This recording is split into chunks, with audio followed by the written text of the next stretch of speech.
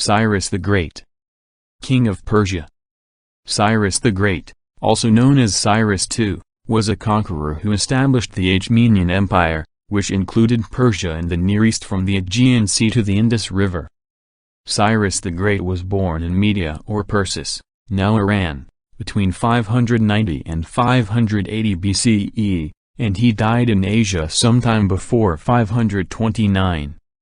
He is also remembered as tolerant and perfect king who was referred to as the father of his nation by the ancient Persians in the Cyrus mythology, which was first reported by the Greek soldier and author Xenophon in his Cyropaedia. He is portrayed in the Bible as having freed the Jews who were held as slaves in Babylon. Life and legend. Between 590 and 580 BCE, Cyrus was born in Media or, most likely, Persis, the modern region of Fars in Iran. His name's origin is unknown, therefore it's unclear if it was given to him as a throne name or as a personal name before he became a monarch. It is interesting to note that after the Achaemenid Empire, the name does not reappear in Iranian-related texts, which may point to the name having a special meaning.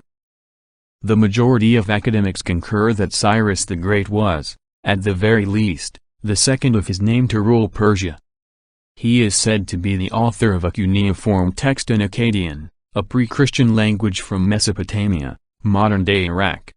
Grandson of Cyrus, Great King, king of Anshan son of Cambyses, Great King, king of Anshan descendant of Tsps, Great King, king of Anshan member of a royal line that has always exercised its regal authority. Cyrus undoubtedly descended from a long history of tyrannical kings in any case. The Greek historian Herodotus is the most significant source for his life. The idealized biography of Xenophon is not a historical book, but rather a work for the Greeks' education on the ideal ruler.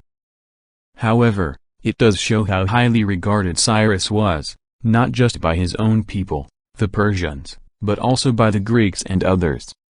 According to Herodotus, the Persians referred to Cyrus as their father, although Achaemenid kings later on were not as well liked. Herodotus' account of Cyrus' early life, which also appears in Xenophon, may be considered a Cyrus legend because it definitely fits a pattern of popular notions concerning the almost superhuman traits of dynasty founders. Similar ideas have been held throughout Iran's history regarding the creators of succeeding dynasties. Astyages, the monarch of the Medes and ruler of the Persians, is said to have given his daughter in marriage to his subject, a prince named Cambyses, in Persia. Cyrus was born as a result of this union. Astyages gave the order to kill Cyrus after having a dream that the infant would grow up to overthrow him. Instead, his chief advisor sent the infant to a shepherd to raise. Because of his exceptional qualities, Astyages discovered Cyrus when he was 10 years old, and despite having a bad dream, he decided to let the youngster live. When Cyrus was of age in Persia, he rose up in rebellion against his maternal grandfather and overlord. Astyages attacked the rebel with a march, but his army deserted and he was defeated by Cyrus in 550 BCE. Cyrus's conquests. Cyrus had to first establish his dominance over Iranian tribes on the Iranian plateau after inheriting the Medes Empire before extending it to the west. When Croesus, the king of Lydia in Asia Minor, Anatolia, learned of Astyages' death, he had already expanded his realm at the expense of the Medes, and Cyrus, the Median monarch's successor, marched against Lydia. Croesus was either slain or burned to death when Sardis, the Lydian capital, was seized in 547 or 546, despite the fact that some sources claim Cyrus had taken him as a prisoner and treated him kindly. As vassals of the Lydian king, the Ionian Greek cities along the Aegean Sea coast now belonged to Cyrus, and the majority of them submitted after brief sieges. Later, harsh measures were taken to put down a number of Greek city uprisings. The discontent of the populace with the ruler Nabonidus provided Cyrus with a pretext for invading the lowlands when he next turned to Babylonia. Conquests happened quickly because even the priests of Marduk, the god of the great city of Babylon, had grown distant from Nabonidus. The Persians conquered the largest city in the ancient world in October 539 BCE. Cyrus is credited in the Bible, for example, Ezra 1:1a-4, with setting free the Jewish prisoners in Babylonia and enabling their return to their native land. Cyrus was very understanding to other people, including the Babylonians. He supported regional traditions and even made sacrifices to regional deities to appease the local populace.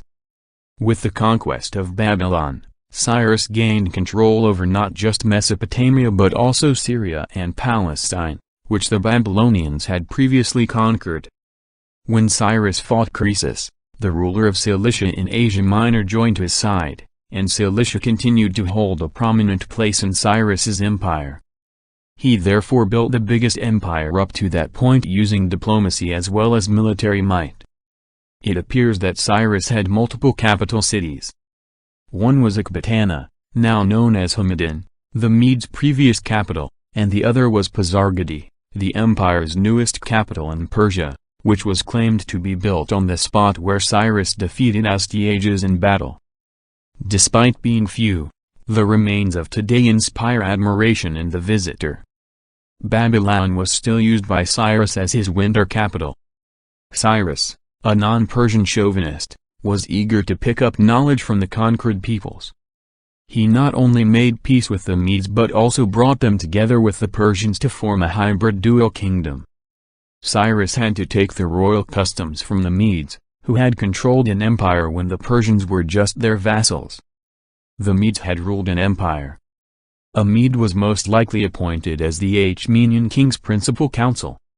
The Great King is commonly shown with a Mede on later reliefs at Persepolis, the Achaemenid ruler's capital from the time of Darius onward. As evidenced by, among other things, the Elamite clothing worn by Persians and the Elamite goods carried by them on the stone reliefs at Persepolis, the Elamites, native inhabitants of Persis, were also the instructors of the Persians in many respects. Additionally, it appears that there was little innovation in governance and rule, but a desire to borrow and the capacity to modify what it was acquired to the needs of the new empire. Cyrus was unquestionably the architect of Achaemenid culture and civilization, in addition to building a vast empire. About Cyrus's family, little is known. He had two sons. Cambyses, the elder, succeeded him Bardia, Smyrtus to the Greeks. The younger, was presumably murdered in secret by Cambyses after he assumed power. Aessa, who wed her brother Cambyses, was at least one of Cyrus' daughters. There may have been two more, although they had no historical significance. Cyrus also received Median territories in eastern Iran when he conquered Astyages, but he had to wage a lot of battles to establish his control here. Herodotus describes his campaign against nomads who lived east of the Caspian Sea after he again turned his attention to the east following his conquest of Babylonia. According to the Greek historian, Cyrus first had success in subduing the nomad's female ruler, known as the Masagtai, and capturing her son. After the boy committed suicide while being held captive, his mother vowed retribution and killed Cyrus. Herodotus' account may be untrue, but Cyrus' conquests in Central Asia were likely real because a city in far-off Sogdiana was given the Greek name Cyrus-Kata or Syropolis, which seems to attest to the scope of his conquests in the east. The legacy of Cyrus. The fact that the Achaemenid Empire persisted for more than 2 centuries after its founder's death speaks much about his strength. But in addition to being a great conqueror and ruler, Cyrus also had a special place in the hearts of the Persian people, just like Romulus and Remus did for the Romans or Moses did for the Israelites. His epic closely mimics the narratives of conquerors and heroes from other parts of the ancient world. In a similar way to Moses in the Egyptian bulrushes, the newborn Cyrus was handed to a shepherd to raise, and the defeat of his despotic grandpa has parallels in numerous myths and tales.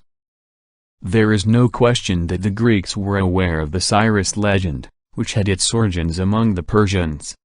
It was no accident that Xenophon chose Cyrus as the role model for a ruler for the lessons he wanted to teach his fellow Greeks. The feelings of respect or even awe that the Persians held him were communicated to the Greeks.